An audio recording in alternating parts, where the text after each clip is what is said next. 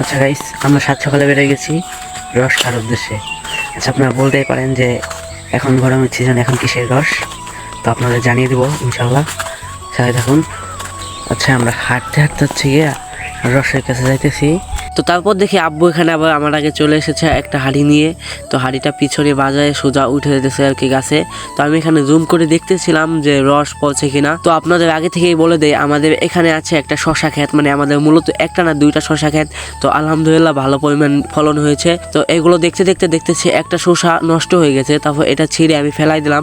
তারপর উপর দিক দেখা মাত্রই দেখে, তারপরে আব্বা 3টা বোতল পাচ্ছিল। এই বোতল থেকে এক এক করে রস সংগ্রহ করে একটা বোতলের ভিতরে নিয়ে নিচে আসলো। নিচে আসার পর আমি আব্বুকে বললাম, আব্বু এত মধুমাছি কেন গেছে? আব্বু কি বললে এটা আপনারাই শোনেন।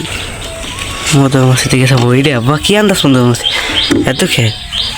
আচ্ছা, মধুমাছি কি মধুমাছি তো আরো জানিয়ে গেছে এই জন্য। তো আসসালামু আলাইকুম, সবাই ভালো থাকবেন, সুস্থ থাকবেন, আল্লাহ হাফেজ।